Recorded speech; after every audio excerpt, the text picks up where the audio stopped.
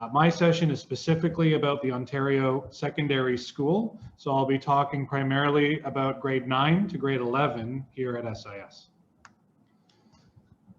So here's more of a roadmap of what I'm going to be taking you through over the next 40 or so minutes before we get to the Q&A session.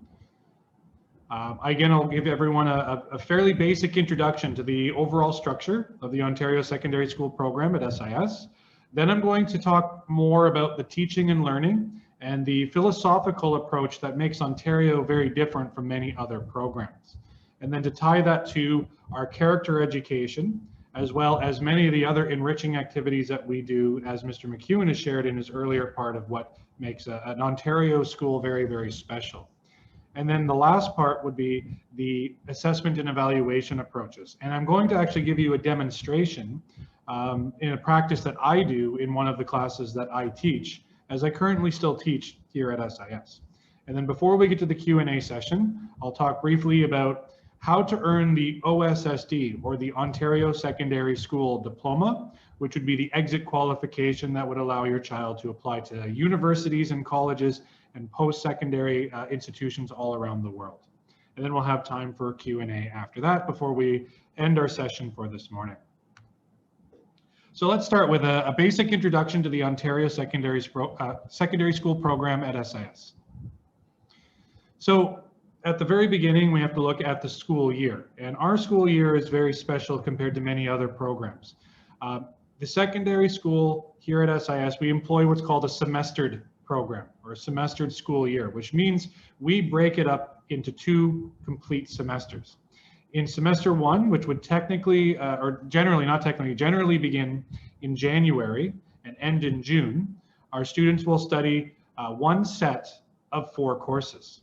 So in that first semester, they may have courses that include English, a social studies, a science, a business studies, a math, a language course, a technological course, physical education, the arts, but there would be 4 courses in their timetable. Then when June ends, those courses all finish and the final reporting is done, and that is shared with both yourself and your children. Then in July, we have a new semester. The semester 2 session would begin, and that's a different set of 4 courses. So in total, every school year from grade 9 to grade 11, students would be completing a total of 8 courses, 4 in semester 1, and then a different set of 4 in semester 2.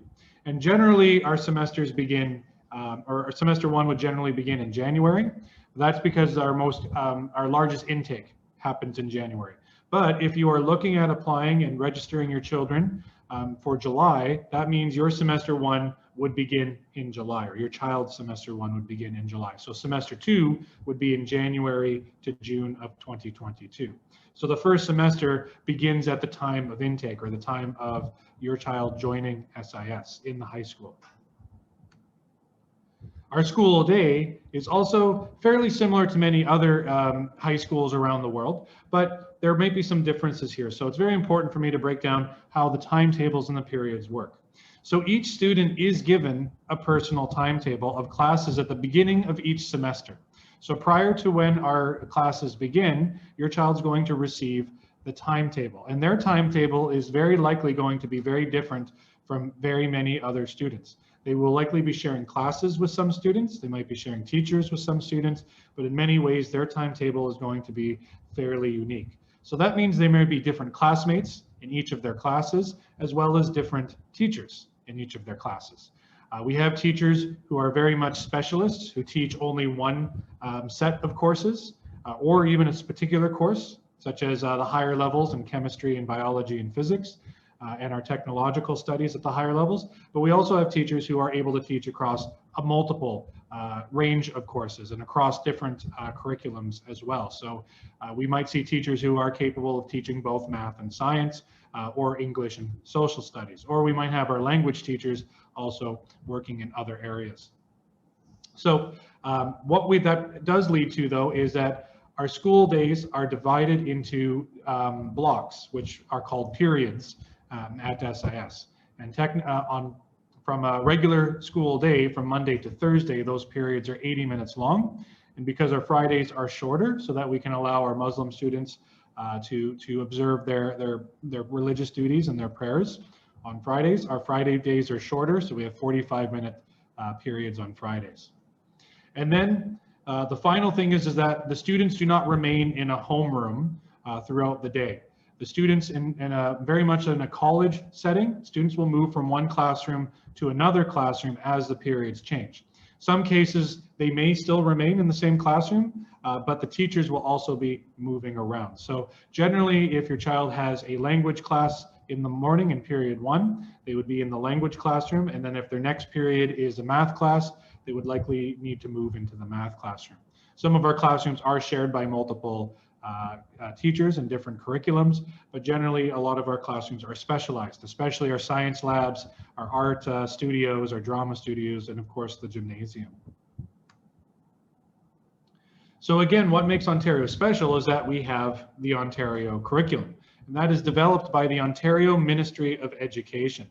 And what this curriculum does is it describes what students are expected to know and be able to do in each subject area following the completion of each subject. So very similar to many other curriculums, every school, as well as our teachers, receive the documentation from our ministries telling us what we need to teach and what students are expected to know and what they're expected to do. This curriculum is published by the Ontario Ministry of Education.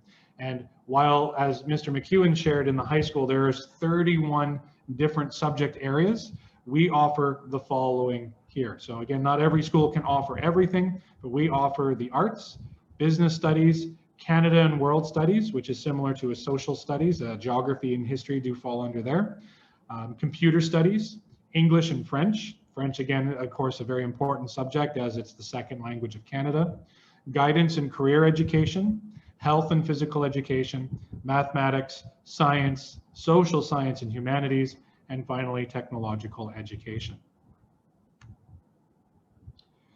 Now, as your child starts their high school career or enters and begins their high school career somewhere in the middle of our high school program, because we do allow intake at any level. So if your child would be moving into the senior years, such as grade 11, your children will be looking at some different course options. And there are a number of required and optional courses that your child would be taking. So in grade 9 and grade 10, there are more required courses. So in grade 9, there's a very small range of choice. Generally, the choice boils down to the arts, whether your child is interested in visual arts or music. And then in grade 10, there's a couple more optional choices that your child can take. But then the optional choices really grow and open up in grade 11 and 12.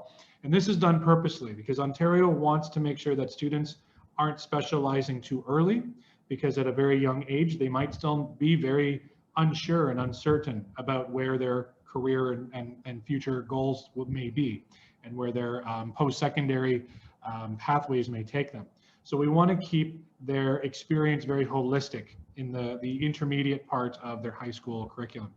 But then in grade 11 and grade 12, students then have the option to really begin tailoring their pathways. So if they are very interested in a certain career opportunity or a post-secondary aspiration, they can then start choosing the optional credits that better prepare them for those pathways.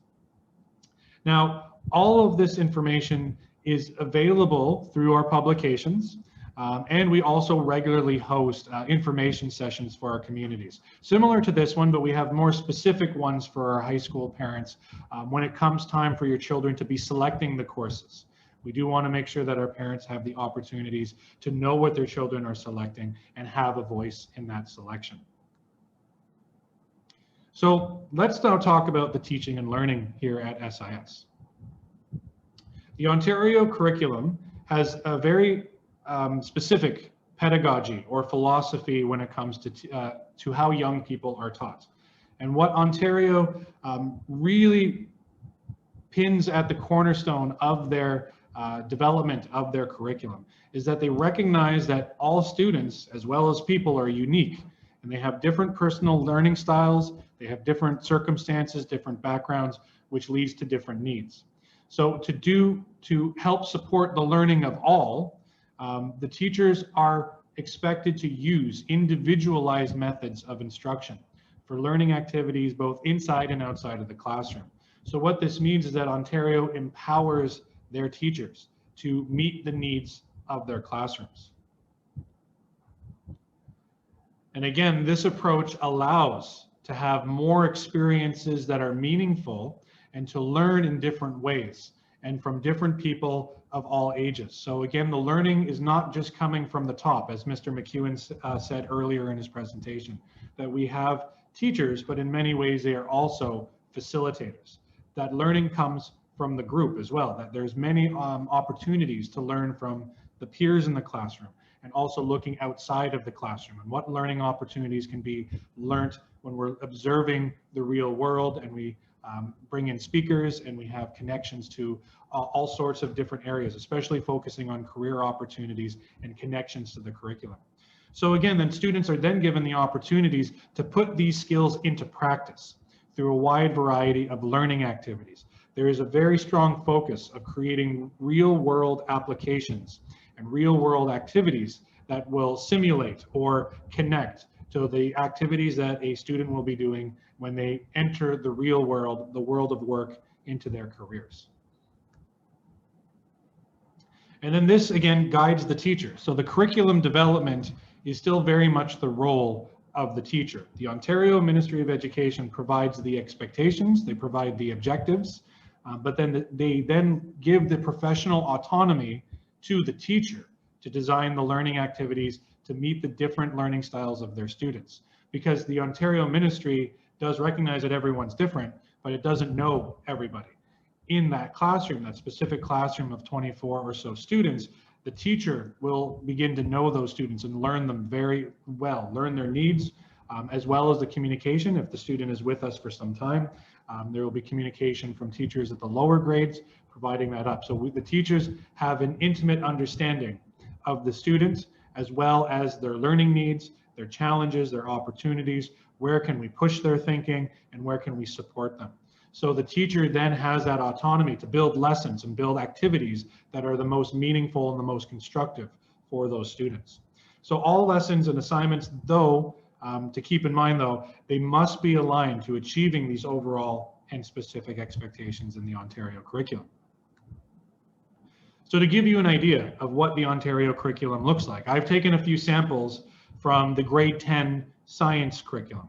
So in the second strand of the science curriculum that focuses on biology, tissues, organs, and systems of living things, we can see that Ontario has directed all teachers. By the end of the course, the student will evaluate the importance of medical and other technological developments related to systems biology and analyze their societal and ethical implications.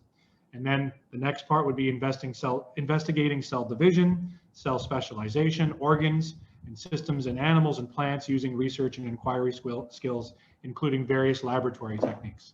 And then we have another looking at the hierarchical organization of cells, from tissues to organs to systems in animals and plants.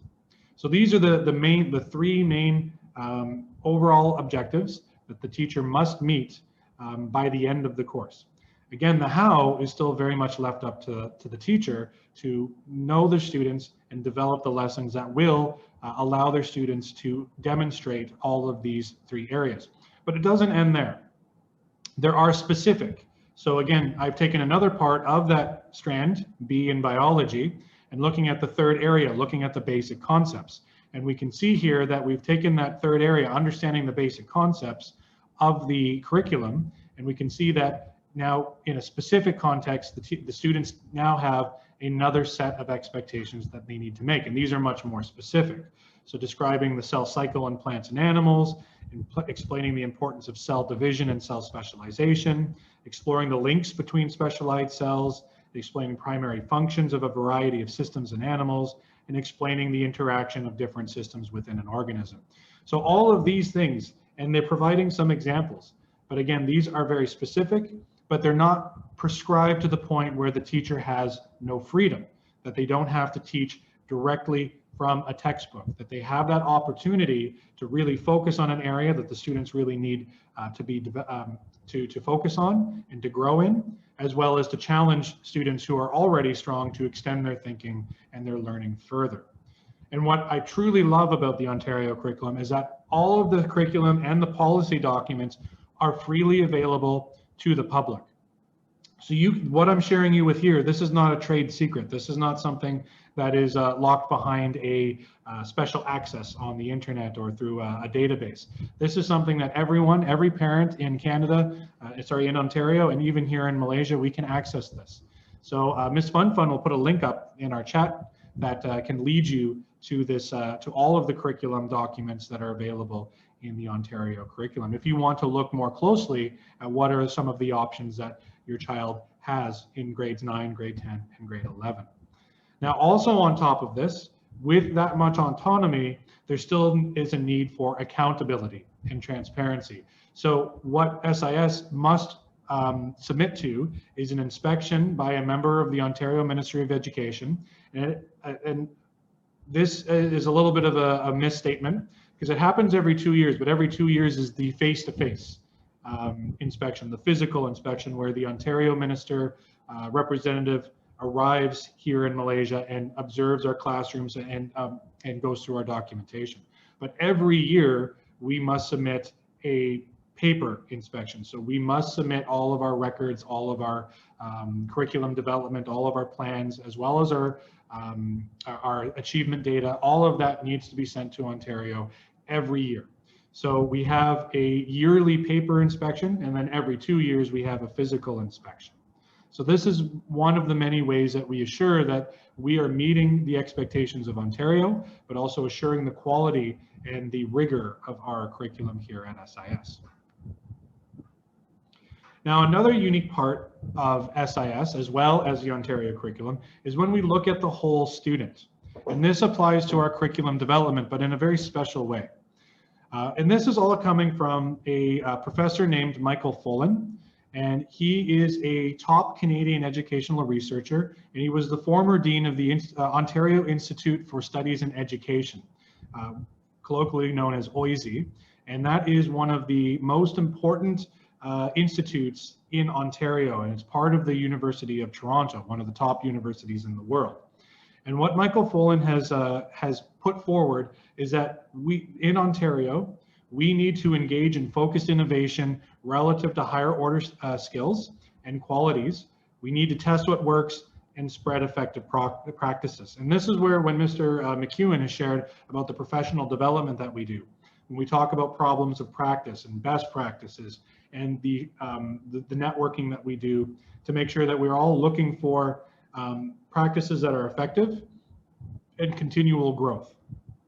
So our teachers are expected to continue to build their experiences as they are teaching and as they are moving forward. And this approach applies to all aspects of the Ontario curriculum, across all areas, all subject activities, all courses, but also in the overall structure of the school. So this leads to deeper and richer connections. So in addition to the Ontario curriculum, when it comes to the development of the curriculum and my apologies, to the connection to the curriculum documents, the overall expectations and the specific expectations, we also apply what we know as the 6 C's: the creativity, the citizenship, the communication, the critical thinking, and the collaboration, and all of this comes together as a part of our character education. And what this focuses on is on transferable skills, not just explicit subject skills that might only be useful in specific situations, but preparing our students and our future citizens, and whether they're national or global citizens, to be able to transfer their skills that they learn in the school to all sorts of different applications and different needs. That these activities are not abstract, but concrete, so that the connections are real and that they're meaningful, and that they do have a correlation to what's happening in the real world. And that we also position our graduates for successful careers in Canada and across the globe. And this again is tied into our lesson planning and unit planning. And we expect our teachers to be role models in all of these areas, and we have them demonstrate this to our students. And we continue to encourage this in our student community. So we want to continue to, through our ECAs, through our CCAs, through the work that's being done in the classroom, that our students have those opportunities to build their skills in these 6 Cs. And then finally, before I get to how we achieve the Ontario Secondary School Diploma, and I think this is one of the most unique aspects of Ontario education and the Ontario curriculum, is our approach to assessment and evaluation.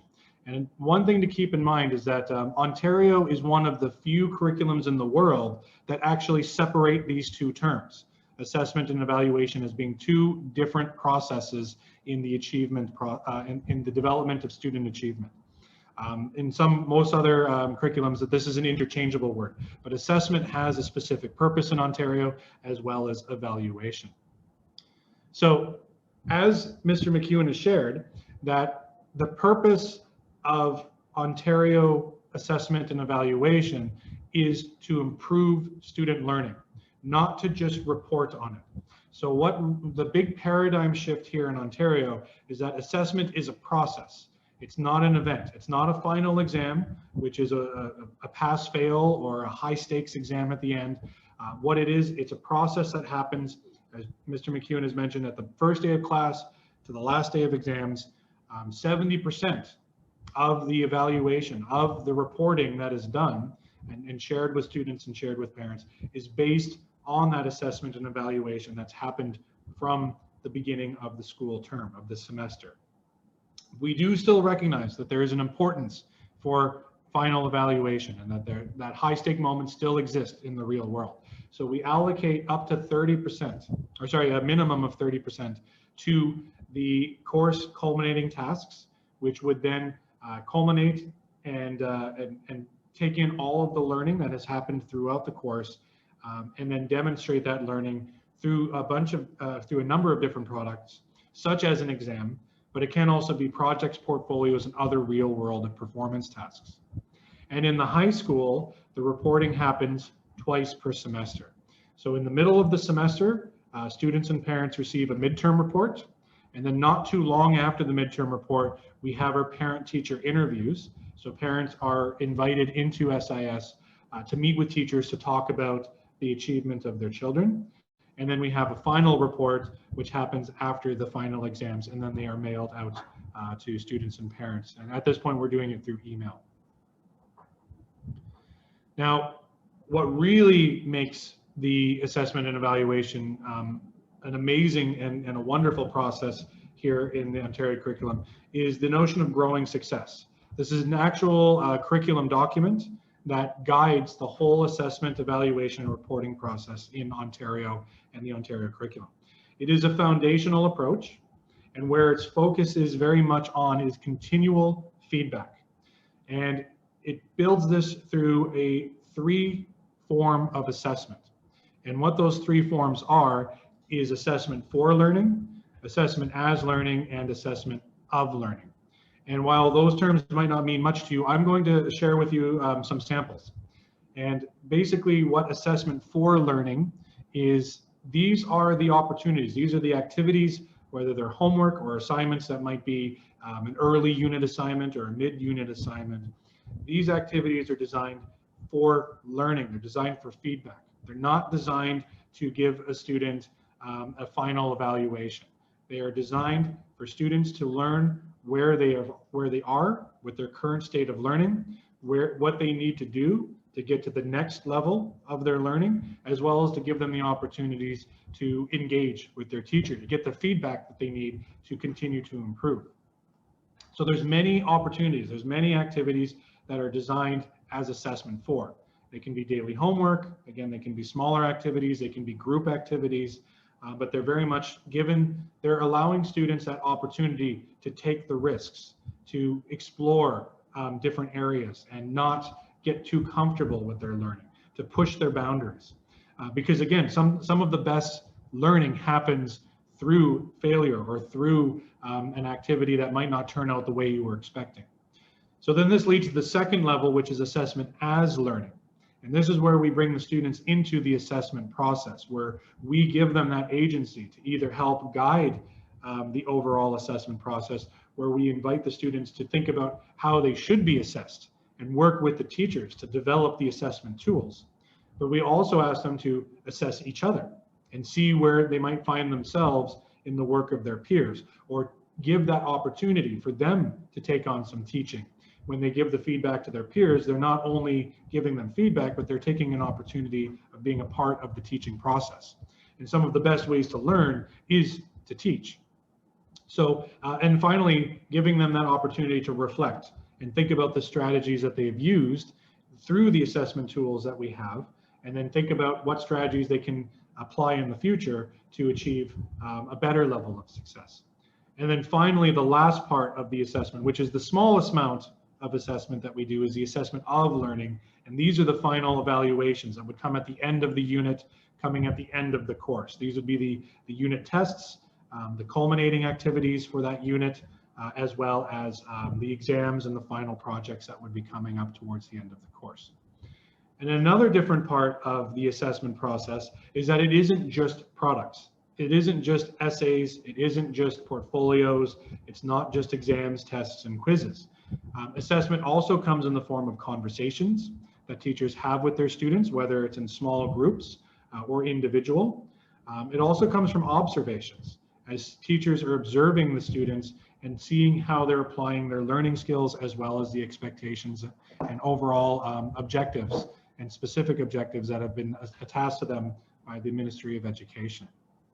So there's multiple avenues for feedback. And I think that's what really the most important part is that while this is a pyramid, you should see the assessment for and as more of a cycle, where it doesn't just happen once. There's many different activities that are happening, and there's a constant state of feedback. Students are giving feedback to the teacher through what they're working on, and the teachers are giving feedback to the students and inviting other students to bring feedback into the process as well, and obviously allowing the student to reflect and absorb and try to use that feedback for their development and for their learning.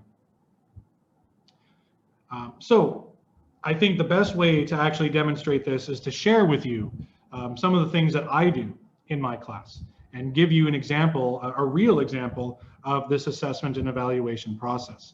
So for context, I teach grade 9 business technology. And what I do is I use a process called design thinking, because I think it very much exemplifies what the Ontario curriculum is all about. And in my second unit, we focus on graphic design.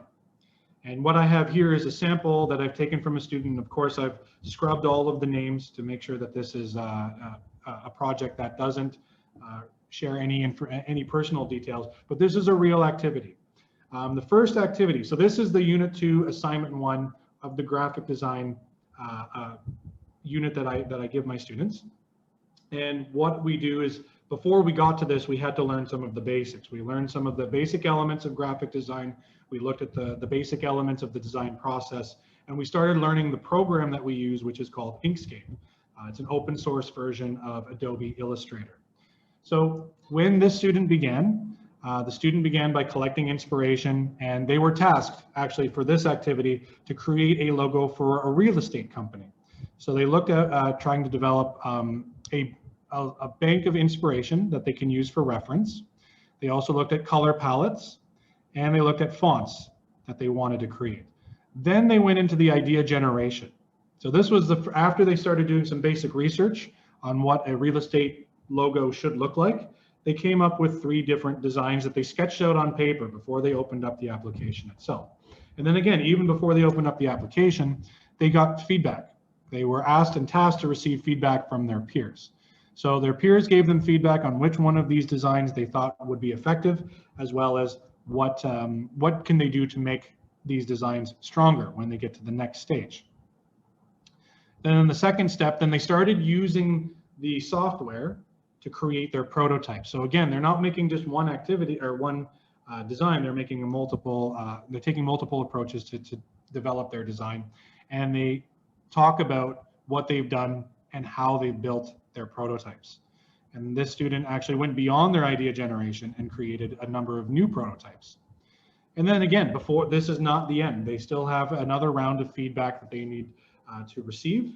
So they're getting feedback again from their peers and trying to decide on which one of these prototypes that they can continue to work on and develop into a final product. And then based on that feedback, they chose the last design and made some changes to make that their final design for this project. And then they reflected on the project. So this student mentioned that they really enjoyed choosing and inserting fonts, as uninteresting as it sounds, but the student was developing a love, or at least an interest in font work and typography and how it can look and how that might change the image of the brand and of what they were building. And then they also talked about some of the challenges that they had in terms of using some of the tools, because they were still learning the product. So they were looking at how they could use the Bezier tool in this project. And then at the end, they've submitted the work and it was given to me, and I use a rubric which is available to the student at the start. So again, they know what the metrics that I will be using to review that student. So I've given this student the rubric and I've returned that to them. And I'm looking at them in 4 major areas. I'm looking at their knowledge and understanding of logo design. I'm looking at their thinking and inquiry, when their application of design thinking and their use of time. I'm looking at their communication in terms of the professionalism and the application of design elements that we've learned at this point. And then we look at the application or the use of the technical elements that we've learned so far in this activity. So again, my response to this student, again, I'm giving them even more feedback, and I thank them for their work, of course. And I follow through with their design thinking process, and I like how they've used the feedback that they've received so far. I've noticed that they've had some grammar issues in terms of their communication, so I've recommended them to use a grammar assistance program, such as Grammarly, to help assist and identify spelling and grammar errors, and to help them to think about slowing down a bit and proofreading their work.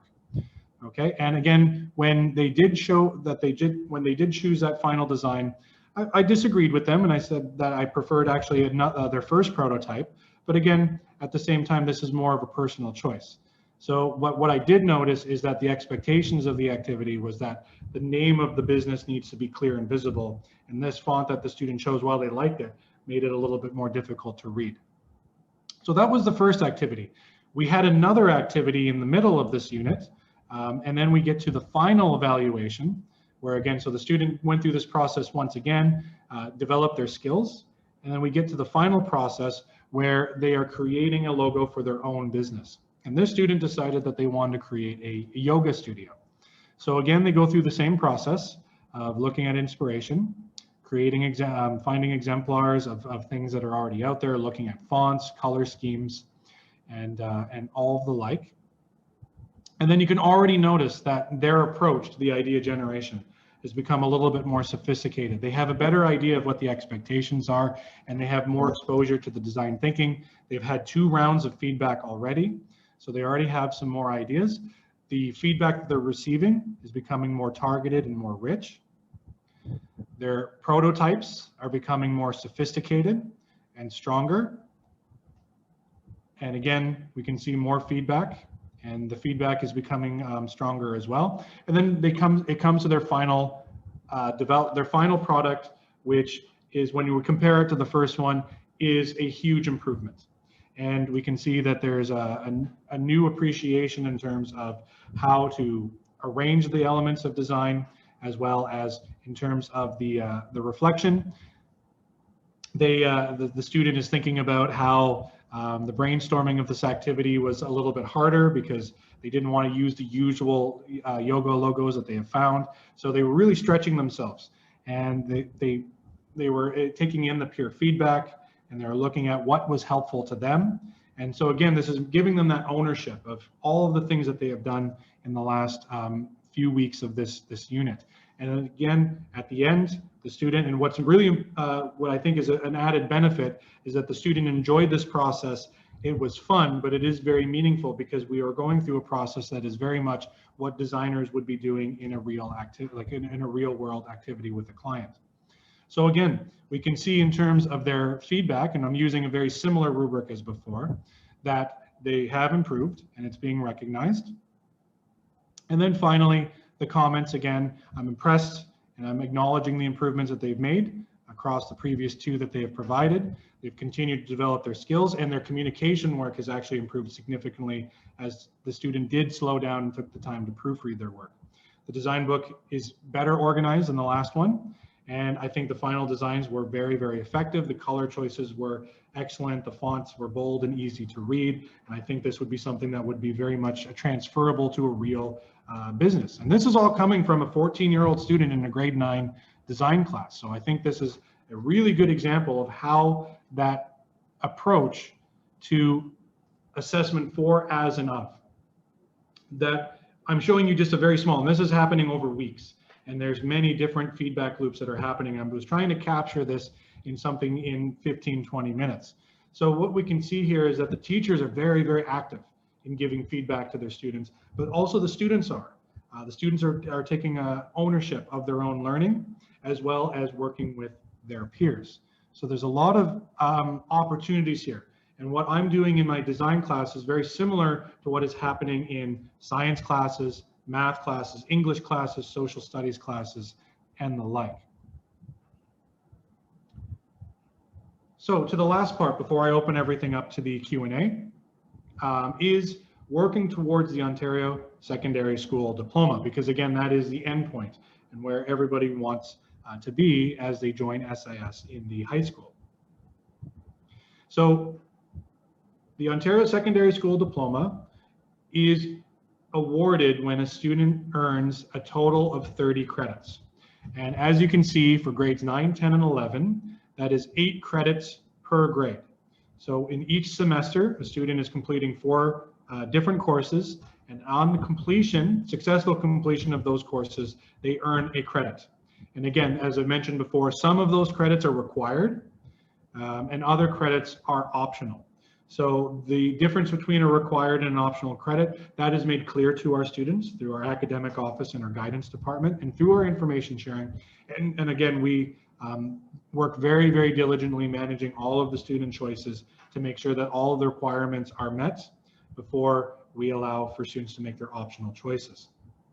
So, but you'll also notice that there's a grade 12.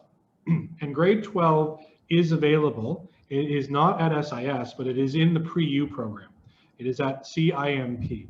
So if you or your child is interested in earning that Ontario Secondary School Diploma, grade 11 isn't the end.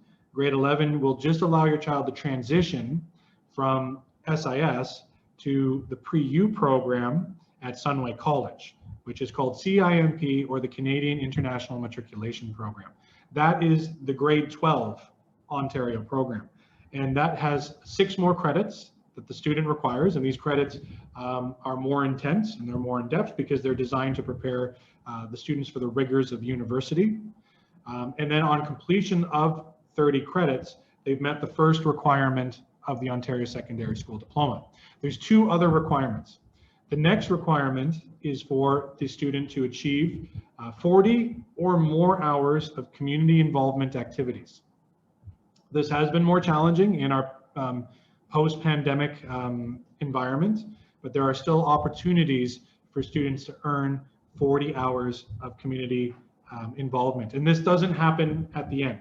What we encourage is that we ask our students to try to break that down to 10 hours per grade or 10 hours per year. It becomes much more manageable.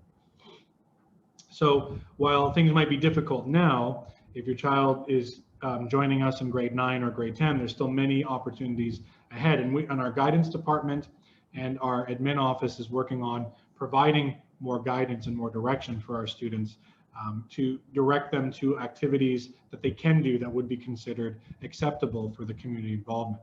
Basically, Ontario wants all of our students to be giving back to their communities, to be involved in things that will give them that connection to the citizenship in their communities.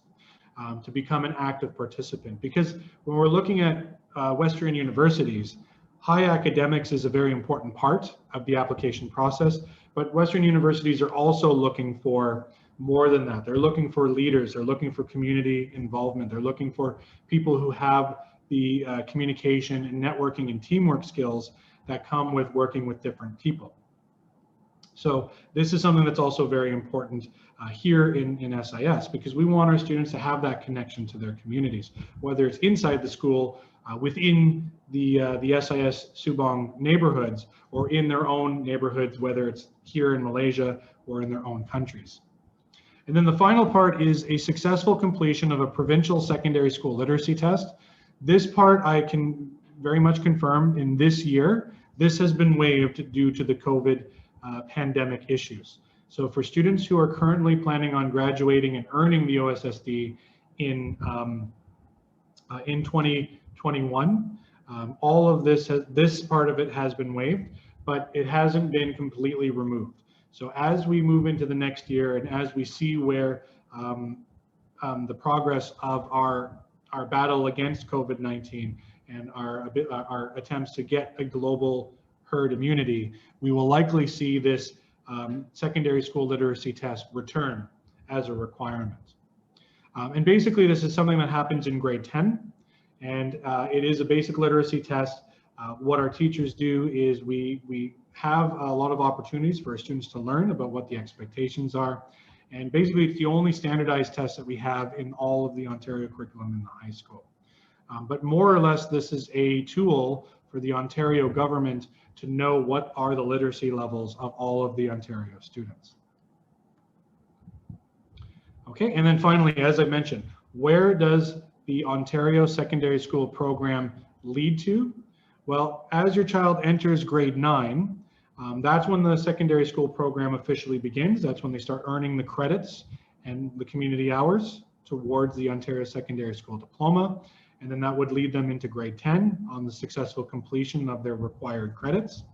And then in grade 10, again, it would be another 8 credits that they are required to complete, and they will have some optional choices in that selection as well. But then in grade 10, students then now have the choice of either continuing into grade 11 or moving into the International Baccalaureate Diploma program, which is a 2-year program, which would comprise both grade 11 or grade 12, or from a Malaysian perspective, that would comprise of Form 5 and Form 6. If the student doesn't choose the International Baccalaureate program, we obviously welcome them to remain in our grade 11 program, which is equivalent to Form 5. And then after grade 11, the pre-university programs and the foundation year programs open up. And again, as you can see, we have the Canadian grade 12 program, CIMP, and on completion of that, the student would receive the Ontario Secondary School Diploma. But you can also see that that is not the only option. Ontario students who finish grade 11 can also join the Monash University Foundation year. They can join A-levels. They can join Australian matriculation here at Sunway College. And then on completion of any of these programs, they are free to start applying to universities and programs here in Malaysia or worldwide. And one thing I want to make very clear is that the Ontario Secondary School Diploma is not only accepted by Canadian universities. The Ontario Secondary School Diploma is accepted worldwide. Our students don't just go to Canada, they stay here in Malaysia, they go to Singapore, they go to Australia, they go to the UK, they go all over the world.